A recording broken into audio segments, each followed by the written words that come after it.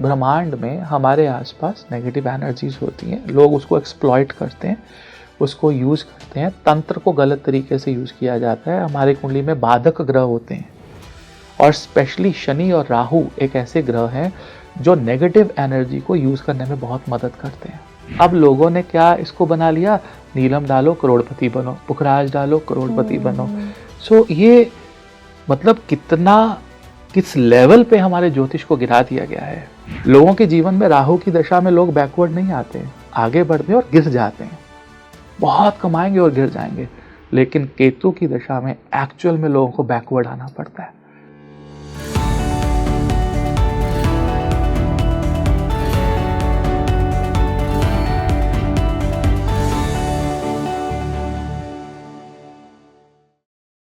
Sir, हम ना इस पॉडकास्ट में ग्रहों की बात करेंगे, ग्रह दशाओं की, गोचर की, महादशा और जो जो टर्म्स होती है सब मैं आपसे जानना चाहूँगी।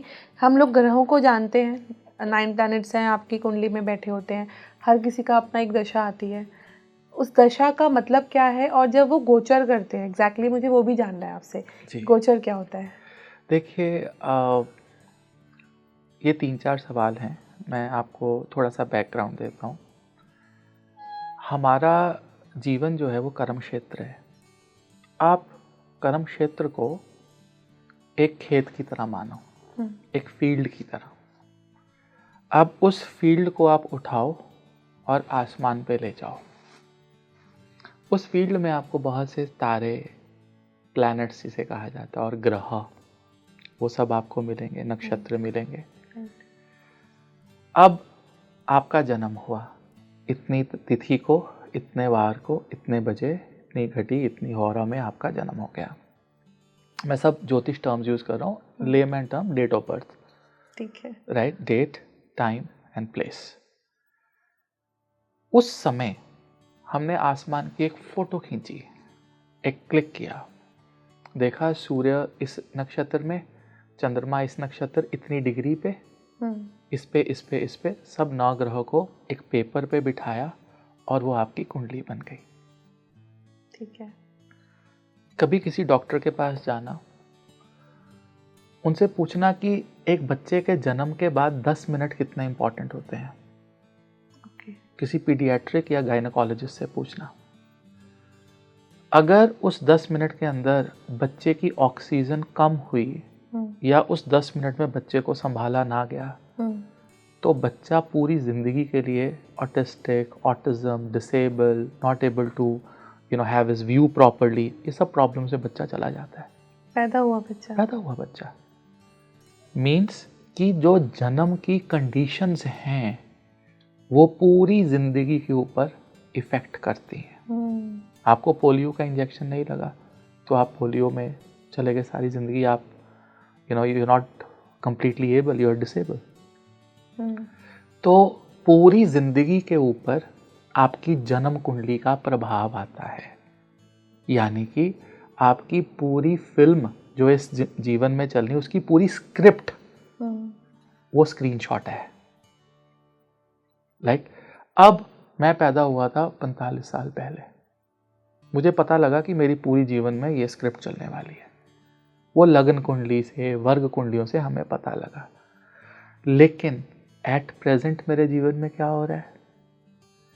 प्रेजेंट का मतलब है चंद्रमा।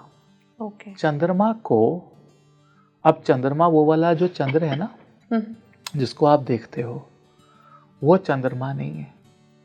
चंद्रमा चंद्र देवता है जिन्होंने इस दिखने वाले चंद्रमा को ब्लेस किया हुआ है ताकि आप तक एनर्जी पहुंच सके। ओके, जैसे मेरा एक घर है, मैं उस घर में रहता हूँ, आपने मुझसे मिलना है तो आप बोलेंगे कि मैं नवनीत के घर जा रही हूँ, पर वो नवनीत का घर थोड़ा है, वो तो ईंटों और पत्थरों से बना हुआ घर है। इसी तरह से जो सूर्य है, ग्रह है, वो ग्रह है।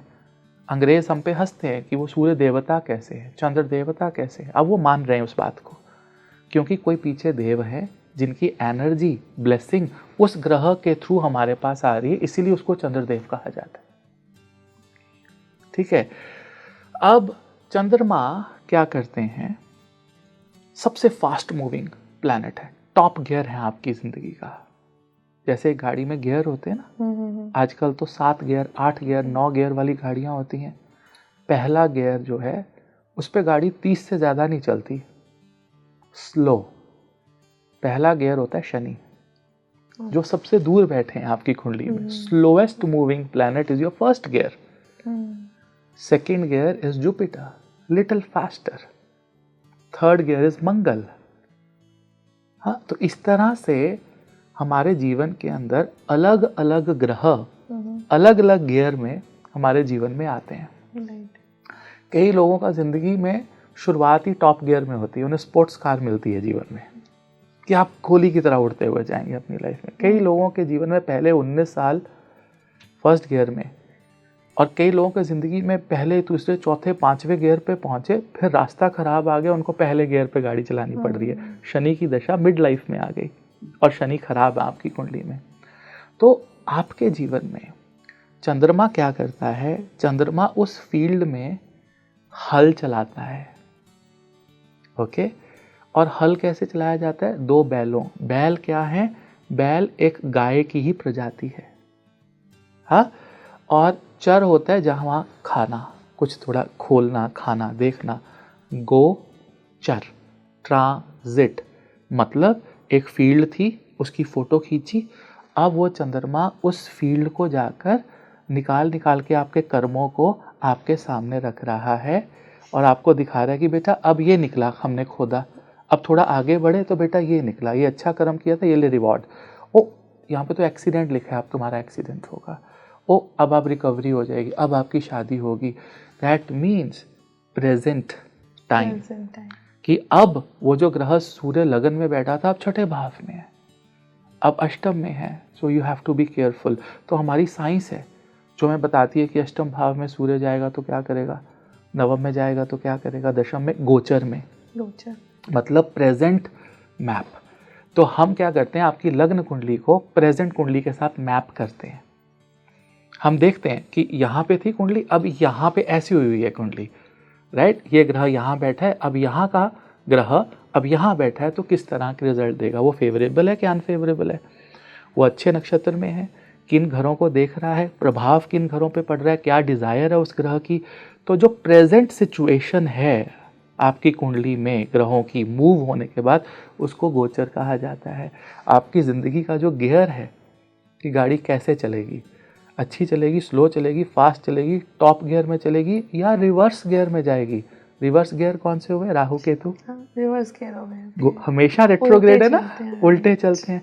तो जैसे गाड़ी में फॉरवर्ड, तो हमारी गाड़ी में 7 फॉरवर्ड गियर है और 2 रिवर्स गियर है, जिसमें एक्चुअल रिवर्स गियर केतु है, राहु नहीं है। अच्छा, Rahu is not actual reverse, Rahu reverse है केतु की वजह से। ओके, तो ये बहुत डीप बात है कि केतु कैसे एक्चुअल रिवर्स। लेकिन एक्चुअली जो रेट्रोग्रेड प्लैनेट है पूरे ब्रह्मांड में, छाया ग्रह, वो एनर्जी, वो केतु है। लोगों के जीवन में राहु की दशा में लोग बैकवर्ड नहीं आते हैं, आगे बढ़ते हैं और गिर जाते हैं, बहुत कमाएंगे और गिर जाएंगे। लेकिन केतु की दशा में एक्चुअल में लोगों को बैकवर्ड आना पड़ता है। Ketu is the actual backward gear. और ये टाइम ड्यूरेशंस हैं, लॉन्गिट्यूड, लेटिट्यूड और स्पीड के हिसाब से हर एक ग्रह को एक टाइम, स्टिपुलेटेड टाइम दिया गया है कुंडली में आपकी इफेक्ट करने के लिए। 120 साल की गणना मुनि पराशर ने की कि 120 साल की उम्र होगी, और 120 साल को 9 ग्रहों को अलग अलग बेस्ड ऑन कौन सा ग्रह कितनी दूर है, latitude longitude from the earth, उनकी दशाएं का पीरियड आ गया कि वो पूरा सर्कल खत्म करके कब जो है वो आते हैं एक पॉइंट पे।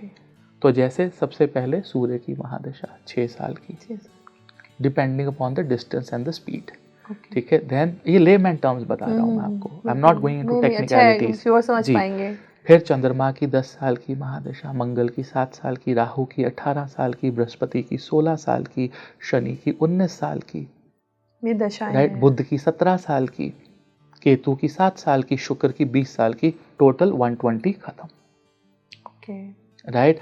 अब इसमें आपका जन्म आपके प्रारब्ध की वजह से कौन से गियर में हुआ, मतलब आप जिंदगी की गाड़ी चल रही थी, आप पिछले जन्म में कुछ अच्छा करके आए तो आपकी एक बड़ी अच्छी दशा में जन्म होगा। वो आप 15-16 साल गुजारोगे, या बोलो नहीं 16 साल की बृहस्पति की दशा है तो इसको जो है हम जीवन में ऐसा करते हैं 8 साल ही अच्छे हैं बृहस्पति के। तो आपका जन्म ऐसे होता है कि बृहस्पति की 2 पदाएं निकल चुकी होती हैं, तीसरी पदा में जन्म होगा तो 8 साल बैलेंस है, वो अच्छा निकलेगा। फिर शनि का 19 साल आएगा तो स्लो निकलेगा, रास्ता खराब आ गया तो तीसरे गियर से दूसरे गियर से आपको गाड़ी फिर से पहले गियर में लाके धीरे धीरे धीरे, कभी क्लच, कभी जाम मिल रहा है, कभी फ्रस्ट्रेशन पैदा हो रही है, कभी सोच रहे हो कोई और रास्ता, गुरुजी कोई और नौकरी है, कोई और बिजनेस है, कोई और पढ़ाई करवा दें इनको, हाँ, और फिर जाके देखा रास्ता बंद, अब बैक करो गाड़ी, चलो वापस। ये शनिदेव है। हाँ, केतु। हाँ? अच्छा, केतु तो पूरा ही बैकवर्ड चलो पीछे। हाँ, और इन्हीं ग्रहों के कोई भी महादशा अच्छी या बुरी नहीं होती है, हर एक महादशा का मीनिंग होता है, क्योंकि एक सबसे खराब दशा को लेमैन टर्म में अगर हम कहें तो उसमें भी कुछ अंतरे अच्छे आते हैं, जो आपके कुंडली में अच्छे फेवरेबल कर्म है, ग्रह बैठे हैं, तो सारी दशाएं मिक्स्ड रिजल्ट्स वाली होती हैं, लेकिन कुछ दशाएं बहुत ही खराब होती हैं। जैसे कोई भी दशा, मतलब आपकी कुंडली में कोई भी दशा खराब हो सकती है, चाहे वो सूर्य हो, चंद्र हो, मंगल हो। ऐसा नहीं है कि बृहस्पति की दशा सबकी सबसे ही अच्छी जाएगी या शनि की दशा सबसे खराब जाएगी, लंबा पीरियड अच्छा ही जाएगा या बिल्कुल बुरा जाएगा, ऐसा भी नहीं होता ऐसा नहीं होता है। तो इसमें से दशा के बाद महादशा, फिर अंतरदशा, फिर प्रत्यंतर दशा भी, तो सबसे पावरफुल इसमें से क्या होता है? महादशा सबसे पावरफुल होती है, और महादशा को लग्न कुंडली से देखा जाता है, जो आपका आउटर एक्सपीरियंस है। अंतरदशा केवल वर्ग चार्ट से देखी जाती है, जितने भी डिविजनल चार्ट, नवाम, षष्टियांशा, दशांशा, चतुर्थांशा, अगर आपको अंतरदशा का सटीक फल चाहिए तो अंतरदशा आपके प्रारब्ध की तरफ लेके जाती है, और महादशा आपके जीवन में आपका जो एक्सपीरियंस रहेगा उसकी तरफ लेके जाती है। यानी कि महादशा आपकी मूवी है और अंतरदशा उस मूवी के पीछे जो प्रोडक्शन टीम ने काम किया, कहाँ काम किया, किस किस लोकेशन पे काम किया, कैसे कैसे काम किया, जिसकी वजह से ये दिख रहा है, वो अंतरदशा है। ओके, तो इसमें अगर ग्रहों की हम बात करते हैं कि आपने इतनी लंबी लंबी ड्यूरेशन बताई है, तो क्या अगर किसी की 20 साल की दशा है और वीनस की है, तो क्या वो 20 साल मतलब एक उसका लग्जरियस लाइफ रहेगी या उसको प्रॉब्लम्स आएंगी, ये सब आप कुंडली से चेक करते हैं? इन टोटलिटी हमें देखना पड़ेगा कि लग्जरी तो शुक्र दे रहा है, कहीं सेहत तो नहीं ले गया, क्योंकि लग्जरी के साथ सबसे पहली चीज़ जो आती है आपकी सेहत खराब हो जाती है, आप कंफर्ट जोन में चले जाते हो, आप राजसिक खाना शुरू कर देते हो, लेट नाइट पार्टीज, होटल्स, अच्छा खाना, अच्छी गाड़ी, ये सारी चीज़ें आपकी सेहत को खा जाती हैं। It will take away your health, but ये तो जरूरत भी है, ज़रूरत है, देता भी है, ठीक है। हाँ, तो फिर आपको ये देखना है कि आपकी शुक्र की दशा तो अच्छी जाएगी लेकिन सेहत खराब हो जाएगी।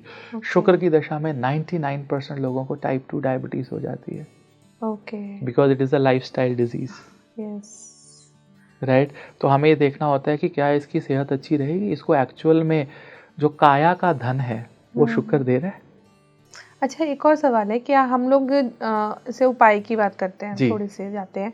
आपने बोला कि शुक्र की दशा में ये, जैसे एग्जांपल लेते हैं कि ये 2 प्रॉब्लम्स आ सकती है, लाइफस्टाइल इशू आ सकता है, धन तो आ रहा है, लग्जरी भी आ रही है, बट साथ साथ प्रॉब्लम भी आ रही है, तो हम यहाँ पे जो रत्नों का क्या रोल रहता है? देखिए, मेरे हिसाब से जो मेरा एक्सपीरियंस रहा पिछला कम से कम 15 से 17 साल का, और ऐसा नहीं कि मैंने रत्न कभी रिकमेंड नहीं किए, मैंने अपने कंसल्टेशंस में काफ़ी रत्न रिकमेंड किए लोगों को, लेकिन रत्न भाग्य नहीं है।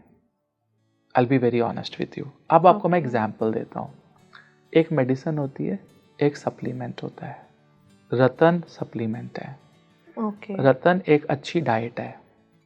अब आपको बुखार चढ़ा हुआ है बहुत ज़्यादा, और अगर मैं आपको बोलूँ कि आप घी पी लो थोड़ा सा ठीक हो जाओगे, तो आप ज़्यादा बीमार हो जाओगे। You understand? तो हम रत्न वहाँ पे देते हैं जहाँ पर मुझे लगता है कि there is a scope of improvement, इसके जीवन में इम्प्रूव हो सकता है चीज़ें और इसको रिजल्ट मिल सकते हैं, रेदर देन कि इसका जीवन ठीक हो सकता है। आप मेरी बात को समझिए, ratna is not a medicine, it's a supplement, you know, it is enhancement. जैसे आप जिम जा रहे हैं, बहुत एक्सरसाइज कर, लेकिन आपके पास डाइट ही नहीं है, हाँ, लेकिन आप बीमार हैं और आपको मैं डाइट दूं तो आप कैसे ठीक होंगे? आपको मेडिसिन की ज़रूरत है। और रतन मेरे हिसाब से बेस्ट वर्क करते हैं आपकी मेडिकल प्रॉब्लम्स के ऊपर। जैसे स्किन इश्यूज हैं आपके, या आपको थायराइड है, या आपको PCOS PCOD, सब लाइफस्टाइल स्ट्रेस रिलेटेड डिजीजेस हैं। हमारे पास एक पूरी पद्धति है मेडिकल ज्योतिष की। मेरे पास पूरा कोर्स है जिसमें हम डिजीजेस को डायग्नोज करते हैं, उनके मंत्रों को, उनके रत्नों को डायग्नोज करते हैं। और तकरीबन 19 कंट्रीज से मेरे पास मेडिकल एस्ट्रोलॉजी में स्टूडेंट्स पढ़ रहे हैं। Okay, right. तो वहाँ पे रतन जो हैं, because they are chemical bonds, they are chemicals, they work on chakras, they work on vibration, उस पे काम करते हैं। अब लोगों ने क्या इसको बना लिया, नीलम डालो करोड़पति बनो, पुखराज डालो करोड़पति बनो। सो ये मतलब किस लेवल पे हमारे ज्योतिष को गिरा दिया गया है। राइट। अब आपकी फाइनेंशियल प्रॉब्लम दूर होगी नहीं, आप अगर रतन डालते हैं आपकी डिसीजन मेकिंग एबिलिटी अच्छी हो सकती है। अच्छा, because of which you will take good decisions and you can enhance your life. Indirectly जुड़े हुए हैं ये चीज़। It is very indirect thing, it is not a direct thing. ये किसी भी हालत में डायरेक्ट चीज़ है ही नहीं है कि आपका भाग्य आप लिखवा के आए हो 0, और आपको मैं एक 2 लाख वाला रतन डाल दूँ तो आप हीरो बन जाओगे। इट्स नॉट पॉसिबल, किसी भी हालत में पॉसिबल नहीं है। आपके कुंडली में नहीं, अब कई कुंडलियाँ ऐसी इसमें कोई मैं रतन रिकमेंड ही नहीं करता हूँ। मुझे पता है कि एक मरा उसको क्यों और मारना, क्यों उसको ख़त्म करना, कि उसकी एक तो पहले एक्सपेक्टेशन बन जाएगी कि मैंने ये जेमस्टोन डाला है, अब मेरा भाग्य चमकने वाला है, बदलने वाला है। फिर उसकी एक्सपेक्टेशन बन जाएगी कि मेरे साथ तो कुछ हुआ नहीं, ये तो सब गलत लोग हैं, और फिर वो कहीं ना कहीं बद्दुआ भी देगा। राइट, आपने बुरा कर्म किया जीवन में। तो इसलिए रत्नों का जो एक इम्पैक्ट है, दे बिहेव लाइक सप्लीमेंट्स। आपकी कम्युनिकेशन अच्छी है, आप पन्ना डालिए, आप एलेक्जेंड्राइट डालिए, आपकी कम्युनिकेशन और अच्छी हो जाएगी। Okay, right. तो ये भी देखना पड़ेगा कि कुंडली में अगर बुध कहाँ है, तभी अगर वो हेल्थ को इम्पैक्ट करे और पन्ना पहनने से तो आपको क्या लगता है कि मेरी कम्युनिकेशन अच्छी है? ऑफ कोर्स, मेरे हाथ में पन्ना है। आप समझ गए मेरी बात को? मुझे जरूरत ही नहीं है। अगर जरूरत होती है तो आपकी बॉडी में विटामिन डी पूरा है, why should I give you a shot of vitamin D? Why? तो एक और बात बताइए, जैसे आपके ग्रहों से कि आपके नेचर भी डील होते हैं, आपके पर्सनालिटीज भी डील होती है? 100%।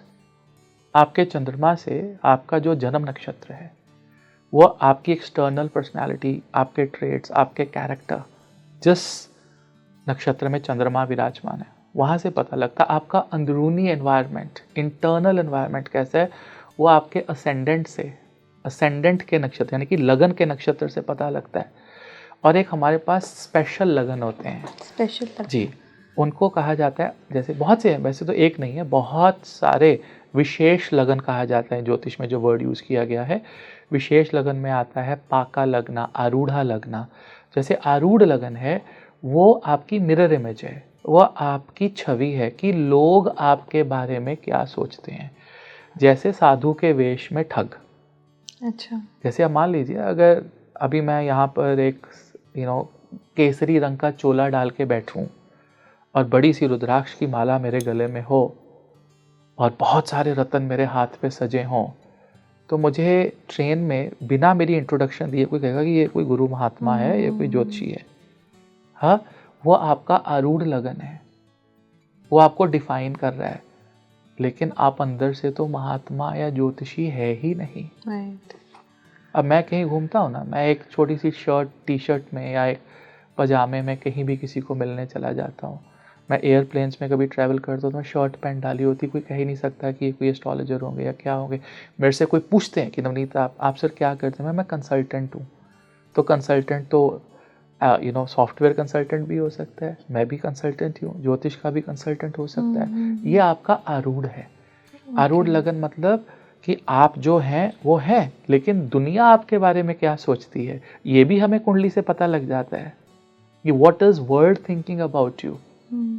अब जैसे मान लीजिए, एक मैंने पीछे कोई छोटा सा एक शॉर्ट देखा था, एक वीडियो देखी, उसमें कहा कि अगर आप गरीब हैं और दुनिया को ये नहीं पता कि आप गरीब हैं तो आप गरीब नहीं हैं।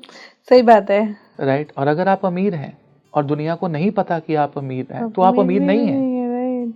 राइट? पता लगना जरूरी है, पता लगना जरूरी है कि आप क्या, और उसका एक्चुअल में होना भी बहुत जरूरी है, वो सिंक्रोनाइज्ड होना बहुत जरूरी है। इसको भी हम आरूढ़ लगन से देख सकते हैं। पूरी थ्योरी है आरूढ़ लगन के ऊपर कि आरूढ़ लगन से प्रथम भाव, द्वितीय, तृतीय, चतुर्थ कौन कौन से ग्रह बैठे हैं। सही बात है। ये तो मतलब मुझे खुद बहुत मज़ा आ रहा है आपसे बात कर कर। मेरे को लग रहा है सवाल मेरे ख़त्म नहीं हो रहे हैं, जवाब ज़्यादा हैं, खैर ऐसी बात नहीं है। तो मैं आपसे पूछ रही थी कि करियर भी और प्रोफेशनल लाइफ भी, मैरिड लाइफ भी, सब कुछ आपका पता चलेगा चार्ट देख कर कि, और किस चीज़ में आपको सफलता मिलेगी, एब्सोल्युटली एक एक चीज़ का पता चलता है। तो कुछ आप बता सकते हैं कि कौन से ऐसे होते हैं जिनको बिजनेस करना चाहिए या जिनको प्रोफेशनल लाइफ में नहीं मिलेगी सफलता, ऐसा भी हो सकता है? बिल्कुल ऐसा होता है, बिल्कुल ऐसा होता है। आप कई, जैसे अभी पीछे हम एक कुंडली देख रहे थे जिसमें षष्टियामशा चार्ट है, D60 चार्ट है आपके प्रारब्ध का, उसकी लगन कुंडली के साथ मैपिंग होती है। जैसे मान लीजिए अगर लगन का 1 नंबर लगन है, मेष लगन की कुंडली है, और षष्टियामशा में जो है उनकी मीन लगन की कुंडली है। अब आप उसको अगर मैप करते हो लगन कुंडली के साथ, तो उनका जो षष्टियामशा का लगन है वो लगन कुंडली के 12वें भाव में आता है। ठीक है। तो मतलब इसको, इस डेफिनेशन को हम टर्म देते हैं व्यामशा, कि मतलब ये कुंडली में आपको देना ज़्यादा पड़ेगा, प्रारब्ध ऐसा लेकर आयो। अब हम लगन कुंडली का 12वें घर का कारक ग्रह देखते हैं। 12वें घर का कारक शनि है। वो शनि अगर षष्टियामशा में, ये बहुत टेक्निकल टर्म है, अगर मरण कारक स्थान पे बैठ गया या एफ्लिक्टेड हो गया, तो आप पूर्व जन्म के ऐसे कर्म लेकर आए हो कि पूरी जिंदगी आपकी खराब निकलने वाली है, नहीं सही हो सकती। Whole life it is a struggle, पूरी जिंदगी स्ट्रगल है उसमें। और जैसे मैंने आपको कई योग बताए कि आत्मा कारक, अमर्त्य कारक, पुत्र कारक एक साथ बैठे, तो आपकी पूरा जीवन राजयोग है। अच्छे योग बन रहे हैं D60 के अंदर, तो ऐसे हजारों योग हैं।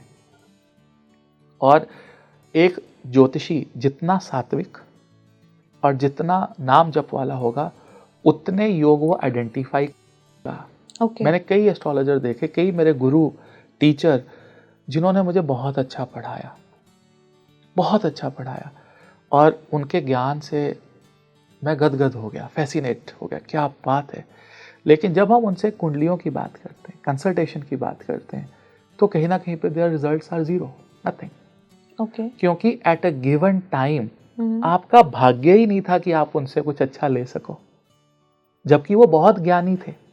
अच्छा, कहीं ना कहीं पर आपको किसी की कुंडली दिखाने पे आपको रिजल्ट मिलेगा, ये भी आपका भाग्य ही है। आप उस लर्नर्ड पर्सन की उंगली नहीं उठा सकते, क्योंकि उसने 4 लोगों का भाग्य बदला, या उसकी वजह से 4 लोगों का भाग्य बदल गया और आपका नहीं बदला। आप डॉक्टर के पास जाते हैं, रश लगा हुआ है, 5 लोग ठीक हो गए, एक ठीक नहीं हुआ, उसमें डॉक्टर की क्या गलती? आपका भाग्य नहीं है। भाग्य नहीं था, राइट। ये भी हाँ, ऑफ कोर्स एक केस बन सकता है कि भाग्य नहीं था आपका। तो थोड़ा सा इससे हटके करते हैं, क्या हम लोग नेगेटिव एंटिटीज़ की बात करते हैं, क्या एस्ट्रोलॉजी मानती है नेगेटिव एंटिटीज़ में? मैं 100% मानता हूँ, मैं 100%। अब जैसे आपने दिवाली की बात की, अमावस्या की बात की, पॉजिटिव एनर्जी की एग्जिस्टेंस ही नेगेटिव एनर्जी के कारण है। एक पॉजिटिव एनर्जी को हम पॉजिटिव कब कहते हैं? जब हमें नेगेटिव एनर्जी का पता है। अगर नेगेटिव एनर्जी नहीं होती तो पॉजिटिव नहीं होता। प्लस है तभी प्लस है अगर माइनस है, अगर माइनस नहीं है तो इसलिए ब्रह्मांड में हमारे आसपास नेगेटिव एनर्जीज होती हैं, लोग उसको एक्सप्लॉइट करते हैं, उसको यूज करते हैं। तंत्र को गलत तरीके से यूज किया जाता है। हमारे कुंडली में बाधक ग्रह होते हैं, और स्पेशली शनि और राहु एक ऐसे ग्रह हैं जो नेगेटिव एनर्जी को यूज करने में बहुत मदद करते हैं। शनि एंड राहु, एब्सोल्युटली, क्योंकि उनमें हाईएस्ट लेवल ऑफ तमस है, और महादेव का काम है उस तमस को खत्म करना, और वो सारी तमस अपने अंदर ले लेते हैं। और आपको लगता है कि महादेव तामसिक है ना, उनका काम is destruction of tamas, not achieving tamas. He has to forcefully achieve the तमस।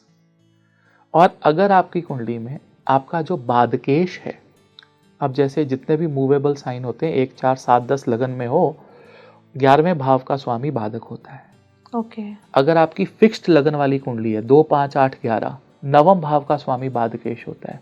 अगर आपकी ड्यूल लगन की कुंडली है 3, 6, 9, 12, सप्तम भाव का स्वामी बाधकेश होता है, अगर उसका संबंध शनि या राहु के साथ बन जाए तो आपकी कुंडली में किया कराया ब्लैक मैजिक नेगेटिव एनर्जी के आने के उन महादशा अंतरदशा के अंदर पूरे योग होते हैं। आ सकती है, कोई कर सकता है आपके 100%, और उसका इफेक्ट आएगा आप पे, जबरदस्त इफेक्ट आएगा। अच्छा, और आप ये देख सकते हैं एस्ट्रोलॉजी से? एस्ट्रोलॉजिकली मैंने आपको कॉम्बिनेशन दी, आपको कैमरे के सामने ये देख सकते हैं, बड़ी बात है कि I have told you the combination in front of the camera. अच्छा, कई लोगों को जैसे इंट्यूशंस होते हैं या दिखती हैं उन्हें कुछ शक्तियां, एनर्जीज अपने आसपास, ये भी कई कॉम्बिनेशन बिल्कुल होते हैं। अगर आपका जन्म अमावस्या का है, अमावस्या के दिन भी तो बच्चे पैदा होंगे, दिवाली के दिन। आपका जन्म पूर्णिमा का है, आपकी इंट्यूटिवनेस, और अगर मान लीजिए आपका चंद्रमा 0 डिग्री पे है या चंद्रमा 12वें में, छठे में, अष्टम में, दुष्टाना भावों में चंद्रमा बैठा है, तो आप इन एनर्जीज के साथ बहुत क्लोजली एसोसिएटेड हो सकते हैं। आपको नजर आएंगी ये चीजें, आपको समझ में आएंगी, क्योंकि आप चंद्रमा की उस एनर्जी के साथ सिंक कर जाते हैं थोड़े समय के लिए, और आपको पॉजिटिव नेगेटिव सब दिखता है, और पॉजिटिव से पहले कलयुग में नेगेटिव नजर आता है, नेगेटिव दिखता है। तो डेफिनेटली आप कुंडली उठाइए, अपनी कुंडली खोलिए, अगर उसमें सूर्य चंद्रमा एक साथ हैं, अमावस्या योग है, आप देखा उनके लोगों का मेंटल लेवल अलग होगा, वो एंग्जाइटी में होंगे, वो स्ट्रेस में होंगे। It's like a very high tide, either a high tide or a low Tide, और ये दोनों स्टेट्स ऐसी हैं जो आपको पैरानॉर्मल एक्टिविटी के साथ जोड़ सकती हैं। Either you should be at a very high tide और you should be a low tide, only then you can be connected, और लोग जुड़ते हैं। आपके पास कोई ऐसा केस है? बहुत केस आते हैं। मेरा खुद का चंद्रमा अष्टम में है। आपको भी फील होता है? बहुत फील होता है। ओके, तो थोड़ा मैं जानना चाहूंगी कि क्या मतलब कैसा फील, मतलब को दिखता है या कुछ क्या? नहीं दिखता है, ये सारी एनर्जियां नेगेटिव फीलिंग लेकर आती हैं। अब कई जगहें ऐसी हैं, जब मैं ट्रैवल करता हूँ तो मुझे लगता है कि यहाँ पे कुछ नेगेटिविटी है, बहुत नेगेटिविटी है, और जब हम उसको थोड़ा रिसर्च करते हैं उस एरिया में, तो वहाँ पे वो बताया जाता है कि यहाँ पे डेथ हुई थी किसी की, कोई जवान डेथ हुई है, एक्सीडेंट्स हुए हैं बहुत ज़्यादा। तो आपको बैठे बैठे ही नेगेटिव फील, एक नेगेटिव एक दुर्गंध जो है वो आने लगती है। आप किसी मंदिर में जाएंगे, कोई अगरबत्ती ना जली, आपको फ्रेग्रेंस आती है। आप किसी महात्मा के पास बैठना ना, आप जानना चाहते हैं, आपके सामने विष्णु जी आ जाएं, पहली बात तो आप सतयुग में विश्वास नहीं करोगे कि विष्णु जी हैं, एक नहीं, कैसे आ सकते हैं? You see that's our mindset. लेकिन अगर आप जानना चाहते हैं ना कि ये भगवान है, इनके ऊपर भगवान की कृपा है, आप 2 मिनट बैठेंगे, आपको सुगंध आएगी उनके पास, आपको पॉजिटिविटी आएगी। आज में कलयुग में इतना बुरा हाल है कि आपके सामने भगवान भी आ जाए तो आप नहीं मानोगे कि ये भगवान है। ऑफ कोर्स नहीं मानोगे। तो किसी भी ऋषि के पास, नागा साधु के पास, चाहे वो कितने भी मालीन हो, उनसे हमेशा फ्रेग्रेंस आएगी, अगर वो एक्चुअल में नागा साधु है, अगर वो एक्चुअल में। अब मैं जब सुबह उठता हूँ ना, तो मैं अपने 5 मेरे गुरु हैं, सीक्रेट हैं, सबसे पहले उनको नमस्कार करता हूँ उठते ही। फिर जितने भी दुनिया के गुरु, महात्मा, संत, पंडित, साधु, नागा साधु, भृगु साधु, सबको मैं अपने तहे दिल से प्रणाम करता हूँ, जिनको मैं जानता हूँ और जिनको मैं नहीं जानता हूँ। फिर मैं अपने दिन की शुरुआत करता हूँ, ताकि इन सब की एनर्जीज मेरे साथ रहें। बहुत हैरानी वाली बात है कि मतलब आप ये सब चीज़ देख सकते हो। हम लोगों को सुनते रहे हैं, देखते, कई लोग ऐसे मिले भी हैं जो उन्हें फील होता है, बट वाकई में ऐसा हो सकता है, वाकई में बहुत अलग सी बात है। तो हम लोग आपसे बात कर रहे थे, आपने बताया कि हमारा जो वैदिक सिस्टम है वो पिंचोत्तरी पे चलता है। पिंचोत्तरी 120 साल की होती है जी। आपकी एज डिफाइन होती है, तो क्या मुझे थोड़ा सा बता सकते हैं व्हाट इज विमशोत्री? पहले तो ये विमशोत्री है। विमशोत्री है, ओके। और विमशोत्री दशा नक्षत्र बेस्ड दशा है। चंद्रमा जिस नक्षत्र में होंगे वहां से दशा शुरू होगी। ओके। सबसे एक्यूरेट सिस्टम है सभी दशाओं में से। मैं ये नहीं कहूँगा कि बाकी जो सिस्टम है, राशि बेस्ड जो दशाएं हैं या भाव बेस्ड दशाएं भी हैं, अगर किसी ने बहुत रिसर्च किया हो। भाव बेस्ड हाउसेस बेस्ड दशाएं भी हैं, राशि बेस्ड दशाएं भी हैं, लेकिन सबसे एक्यूरेट और रिलायबल जो एक सिस्टम माना गया वो विमशोत्री दशा को माना गया। एक नक्षत्र बेस्ड महादशा। अब जब हमने बहुत रिसर्च किया तो हमें ये भी सामने आया कि अगर आपका चंद्रमा कुंडली में वेल प्लेस्ड ना हो, मतलब अगर केंद्र या त्रिकोण में ना हो, तो आपको विंशोत्तरी महादशा के साथ साथ कई और राशि बेस्ड दशा से भी इनपुट लेनी चाहिए, जैसे योगिनी दशाएं हैं, अष्टोत्तरी दशाएं हैं।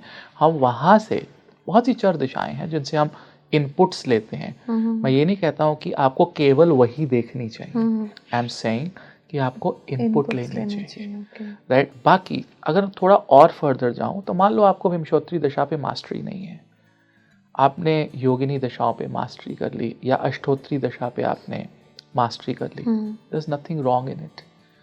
इट इज़, मान लीजिए कि मुझे दिल्ली आना है आपके पास, मेरे पास एक रास्ता है कि मैं सीधा ग्रैंड ट्रंक रोड से सीधा आ जाऊं, मैं वाया चंडीगढ़ आ जाऊं, वाया पटियाला आ जाऊं, वाया राजस्थान आ जाऊं, घूम के पहुंचूंगा तो मैं उसी पॉइंट पे ना, राइट। जब हमारा एक पैनल है, हम एस्ट्रोलॉजर्स बहुत से अच्छे रिनाउंड मेरे मित्र हैं, जब हम बात करते हैं तो वो अष्टोत्तरी दशा योगिनी दशाओं में जाके मुझे बोलेंगे इसका ये रिजल्ट निकलेगा, और मैं उस रिजल्ट पे विंशोत्तरी दशा के बेसिस पे ही पहुंच चुका होता हूँ, irrespective of the position. Means ये अलग अलग रास्ते हैं, हर एक रास्ता उसी डिसीजन पे जाता है अगर आपको देखना आता है, but you have to master one.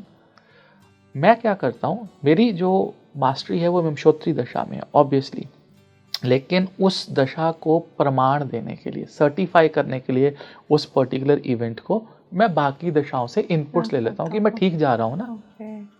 सो हर दशा अपने आप में एक बिल्कुल 100% एक्यूरेट तरीका होती है किसी चीज़ को समझने का, जानने का। तो ये एग्जैक्टली में इसमें हम कैसे ले सकते हैं, समझ कैसे सकते हैं इसको, क्योंकि हर इसमें कालखंड भी होते हैं जी। तो ये कुछ बताएंगे आप मुझे? देखिए, इसमें समझने वाला कुछ नहीं, आप एक दशा को पकड़ लीजिए। अब जैसे टाइम पीरियड्स हैं, अब जैसे मैंने आपको कहा कि विंशोत्तरी में महादशा लगन कुंडली से अंतरदशा जो है हम देखते हैं, तो हम डिविजनल वर्ग चार्ट्स में जाते हैं, उनकी टाइम ड्यूरेशन है, दशा भुक्ति है, जब वो जाने वाली है, दशा खत्म होने वाली है, ग्रह गंडांत पे हैं, उनकी दशाएं कैसी जाएंगी, एक वक्र ग्रह की दशा कैसे जाएगी, एक अस्त ग्रह की दशा कैसे जाएगी। अब योगिनी जो है 36 साल की है, वो 36 साल में उसका सर्कल ख़त्म हो जाता है, और आपने कई जगह पे सुना होगा कि 36 साल के बाद जीवन बदलना शुरू हो जाता है, शनि माफ़ कर देते हैं। वो एक्चुअली शनि की नहीं, वो एक योगिनी ख़त्म हो जाती है आपकी। अब योगिनी के ऊपर मैं 4 घंटे बात कर सकता हूँ आपसे कि कैसे कैसे योगिनियाँ काम करती हैं, कैसे राशि बेस्ड दशाएं काम करती हैं। तो ये चीज़ उन्हीं को समझ में आएगी जो ज्योतिष सीख रहे हैं, जो समझ पा रहे हैं, टेक्निकल टर्म्स हैं इनके अंदर। अच्छा, तो ये 36 साल जो आपने कई लोगों से सुना भी है, अब आप समझ आ रहे हैं कि क्यों बोला जाता है। योगिनी खत्म हो जाती है, योगिनी खत्म हो जाती है, फिर 36 साल के बाद दूसरी योगिनी स्टार्ट होती है। जी, सेम सर्कल स्टार्ट होता है। तो अगर विंशोत्तरी का मैं बेसिक प्रिंसिपल आप बताएं तो क्या होता है उसका? बेसिक प्रिंसिपल ऐसे होता है कि जिस भाव में वो ग्रह बैठा है, जिसकी महादशा अभी शुरू हो गई है, वो भाव एक्टिव हो जाएगा। जहाँ पर वो ग्रह देख रहा है वो भाव एक्टिव हो जाते हैं, और अंतरदशा में जो वो ग्रह जिस भाव में बैठा है उसके रिजल्ट आने शुरू हो जाते हैं। मान लीजिए आप अंतरदशा को बहुत डीपली समझने के लिए एक साइड पे रखते हैं, महादशा और अंतरदशा के 2 ग्रहों को उठाते हैं, शुक्र और बुध। शुक्र आपका लगन में बैठा है, और बुध जो है वो आपका 7वें घर में बैठा है लगन कुंडली के अंदर ही। ठीक है। जैसे ही शुक्र की महादशा आएगी और बुध की अंतरदशा आएगी, चाहे वो एक साथ घर में है, चाहे वो 3 और 11 घर में है, उनका संबंध एक साथ है 1-7। तो नेचुरली मान लीजिए शुक्र पंचम घर में था 5th हाउस में, और बुध 11वें में था, तो 5वां और 11वां घर तो एक्टिवेट होगा ही होगा, क्योंकि उनका संबंध एक साथ का था। तो पहला और 7वां घर भी एक्टिवेट हो जाएगा कुंडली में। ओके, ऐसा भी है। ऐसा भी है। तो जब एक साथ की दशा आती है या 6-8 की दशा आती है कि 6ठे भाव में महादशा नाथ है और अंतरदशा नाथ अष्टम भाव में बैठा है, एक दूसरे से 6-8 का संबंध बना रहे, तो वो 6-8 का संबंध किसी भी घर में हो सकता है, लेकिन नेचुरली 6ठा और 8वां घर एक्टिवेट हो जाता है, नेचुरल। उसका फल भी मिलेगा, उसका फल भी, ऑपरेशन, सर्जरीज, एक्सीडेंट्स होने लग जाते हैं, लिटिगेशन शुरू हो जाती है। जबकि लोग बोलते हैं गुरुजी वो तो 6ठे भाव में बैठा ही नहीं था, लेकिन वो एक्टिवेट हो गया है। एक्टिवेट हो जाते हैं, एनर्जी 6-8 की चलने लग जाती है ना पूरी कुंडली में। 6-8 मतलब जो सा भी भाव एक्टिवेट होगा वो तो होगा ही होगा, जो रिलेशन है महादशा अंतरदशा का, वो भाव भी ऑटोमेटिकली एक्टिव होने लग जाते हैं। और आप, हमारे पास हजारों कुंडलियों में ऐसे प्रमाण है। ओके, तो ये भी लोगों को समझना चाहिए, क्योंकि इनडायरेक्ट वे भी कैसे वर्क कर रहा है ये भी जानना जरूरी है। आप अपनी कुंडली पे लगाइए, आप देखिए 3-11 का संबंध है ग्रहों में, और वो किसी भी भाव में बैठे, लेकिन आपको तीसरे और 11वें घर के रिजल्ट मिलने शुरू हो जाएंगे। मुझे लगता है मैं अब पहले जाके ना कुंडली ही देखूंगी कि मैं इतना कुछ सीख लिया है ना दिस काइंड ऑफ क्लास की, मैंने बहुत कुछ सीख लिया है, अब पढ़ना भी पड़ेगा थोड़ा सा अपनी कुंडली को। Thank you so much Sameer ji, thank you so much. Thank you Tamanna, thank you.